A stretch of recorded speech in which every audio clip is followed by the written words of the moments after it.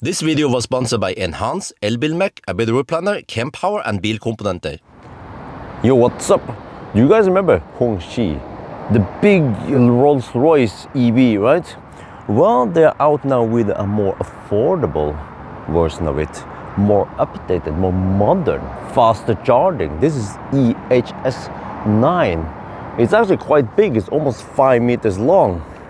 And it's 111 kilowatt hour battery, all-wheel drive of course, and it even has rear wheel steering.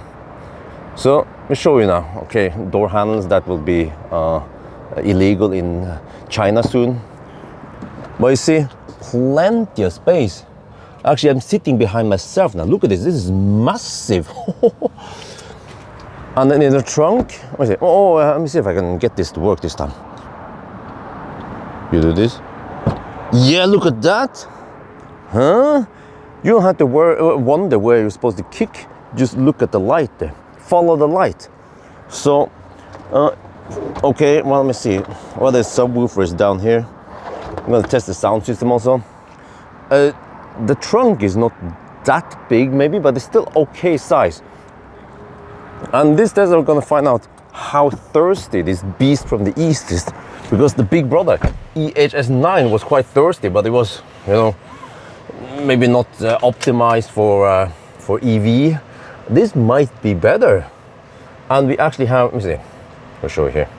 We have a trip meter here. We click there. You see, it has been implemented now since starting. Since charging, okay.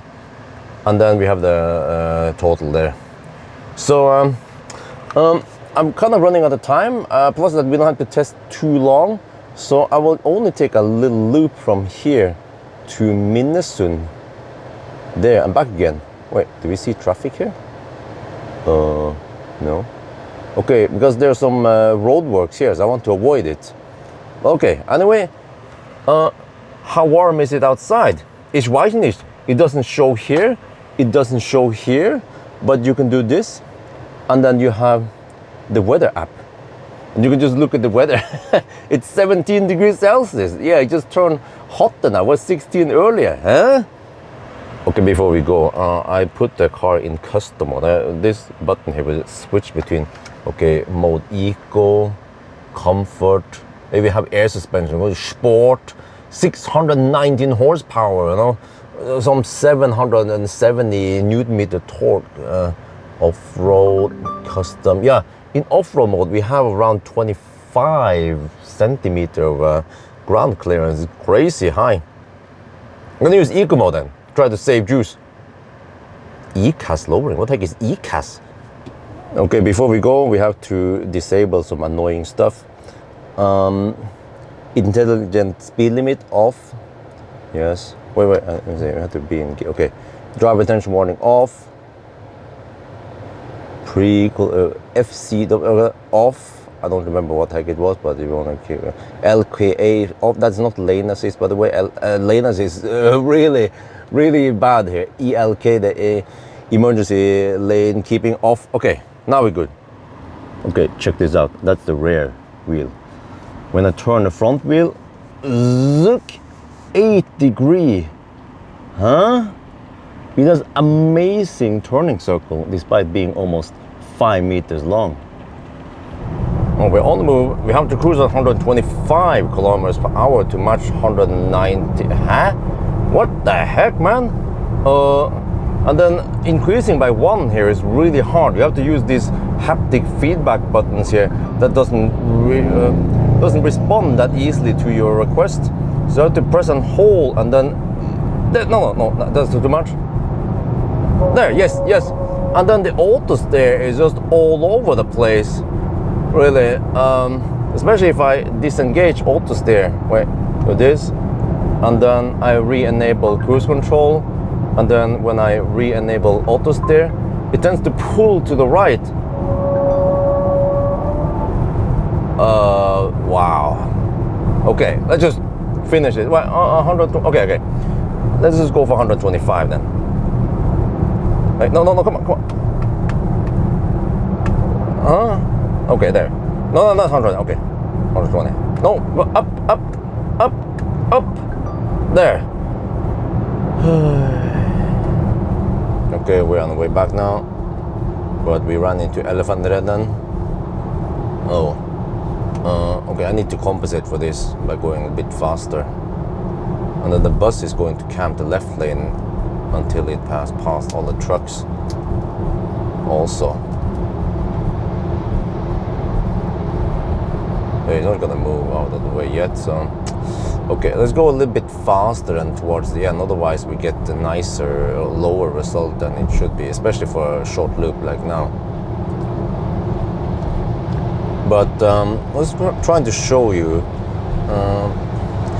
when you use cruise control, it doesn't even have to be on auto steer, the car becomes quite annoying. It would tend to be scared of large vehicles. I see there is a truck ahead here, but that Neo taxi might be blocking my way.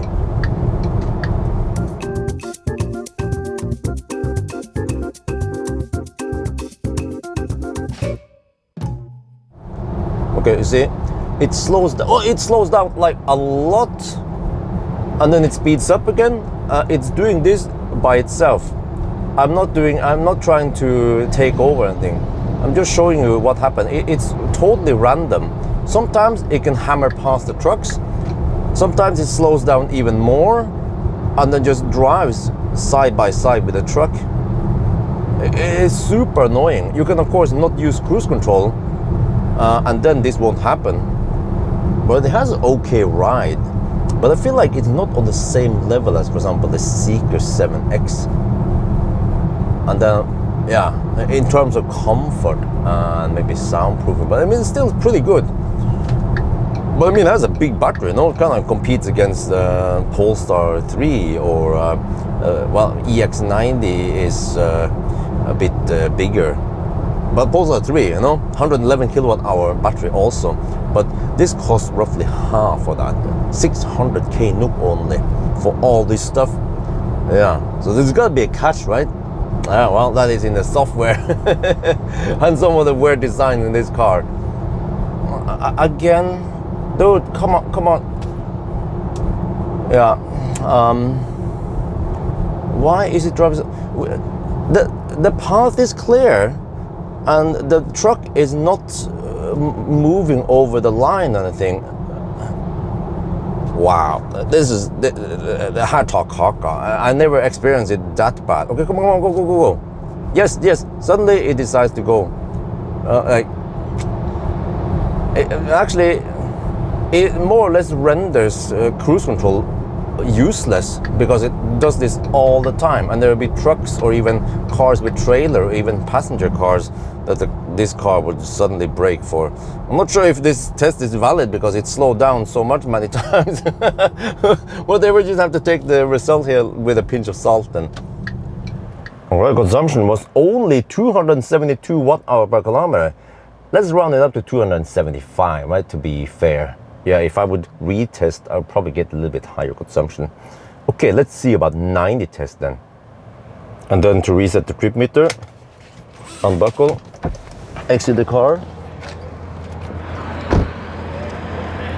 lock it. There's no reset button for the current trip.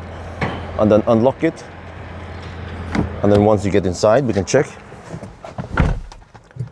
Press here. Since starting is now reset. Yeah, since starting. Okay, let's go. Okay, now we go at 95. I'm not sure. Yeah, that's 90 GPS speed. But I forgot to turn off all the annoying bing bongs. And if I just look at the screen, yeah, it's just blinging at me. If I look at this screen and just check something on the keep proper, there's like lots of bling bongs now that I need to disable. But okay, I should enable. What the heck, man? I should enable the auto steer first before. What the heck? The car tells me to keep proper direction, but it's the car that steers me into the ditch. Okay, you have to wait for it. Please operate steering wheel. Okay. Now it should work. And now auto steer is, dude, auto steer driving in the ditch. Dude, Holy mackerel. Can you just drive for me, please? No. Oh. Okay, anyway, we just have to avoid using the auto steer, because otherwise it's gonna try to kill me. But let's test the sound system.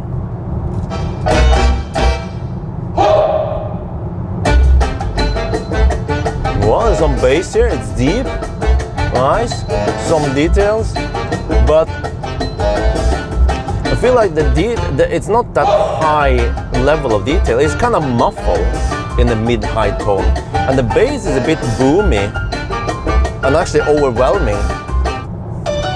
Try next here. Okay, skip a bit there. Listen for linearity.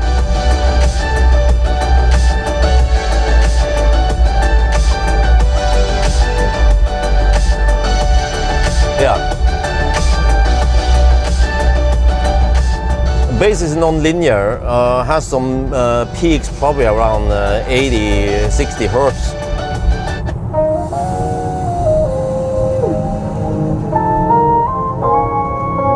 Although the bass is too loud, I usually tap it down to -3 decibel, then it's better. Here also. It's way too loud. There, -3 decibel, then that's a lot better. Yeah, also this will come in a later update, is that when there is no volume knob anywhere on the car, so the only place is on the steering wheel, but you cannot press and hold. You have to tap, and then the haptic stuff doesn't register your click always. That's why it's you have to struggle to turn up and down the volume. Tap like this. Okay, next song. No, next song. Come on, next song.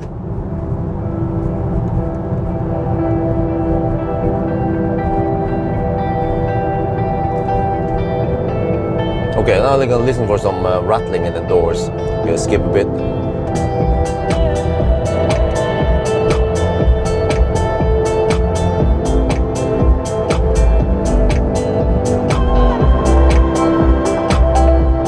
Doesn't seem to be that much rattling. That's good. Okay, next. Nice deep bass, I like it. But it's just, like I said, it lacks the detail, and the bass is a bit boomy. It has some mid bass which I like, but it's just boomy and not that not that firm. So if I would give it score, sure, maybe 6 out of 10. Yeah. What the heck, man? The car suddenly braked by itself, phantom brake. I was further away from the truck in front. There had no cars around me, no cars on my side, and the car just decided to phantom brake. Yeah, I don't know why, but every time I try to enable auto steer, it just pulls to the right here a lot, and then it kind of hovers, but it's more to the right, you can see it there, than to the left. So it's really weird the way it works. And then region in eco mode, unfortunately, you see, if I do this, you see that we have roughly -24% power. It doesn't say in kilowatt, but the region in eco mode is kind of weak. What you can do is you can switch it over to custom, and it is only in custom that you can change the region strength. And even though if you have it on high, just now, then we get 30% power. But if we do this, what can you see anything there? But if I push the brake pedal slightly, then we get up to 50% power. And I notice that even though I have my hand on the steering wheel, it will bug me quite often about holding the steering wheel. There. Please operate steering wheel. So, and then it pulls again. Stop it. Okay. No, for helvete. No, don't pull too much to the right there. Shit. Okay, re-enable. No. Okay, now once once I disable it and I try to rename, I just have to let it go to the right a bit, and then it goes slightly more to the left. Okay, but it's a bit too naggy that first of all it cannot register my hand, and then it plings at me every time it nags. So I heard that they're gonna fix this, or at least tone it down a bit on the next software update. I forgot this. You can swipe down here and then you have the alert tone that you can switch off. You have to click twice and now it's off. Okay, this time it was 189 watt-hour per kilometer. That's roughly the same as Tesla Model Y at 120 kilometers per hour.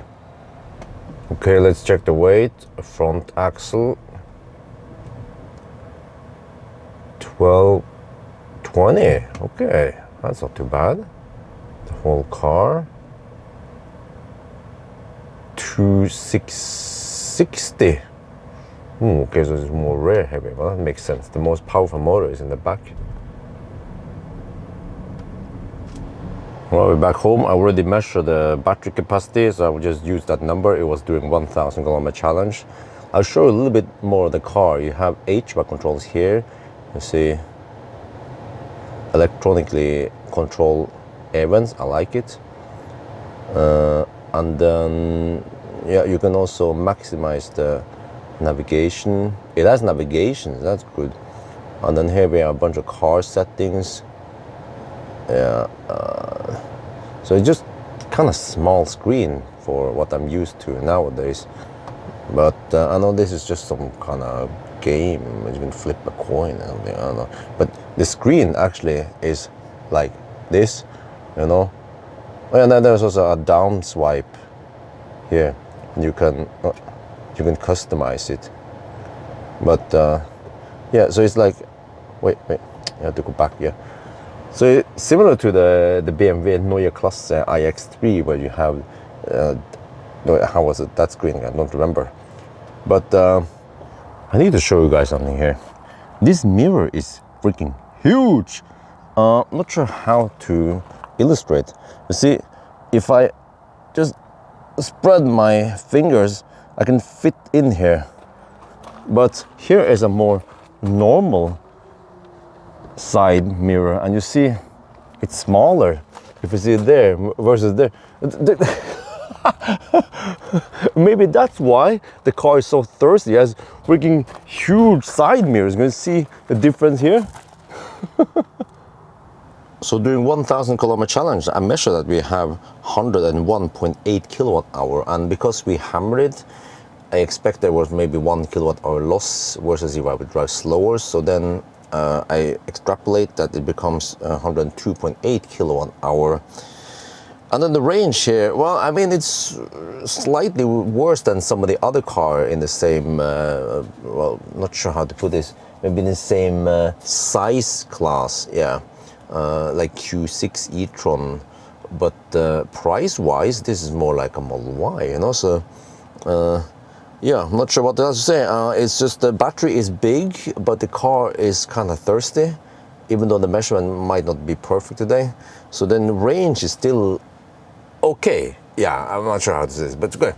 Yeah, so I think that's it. I hope you guys enjoyed this video. As always, thank you for watching and talk to you later.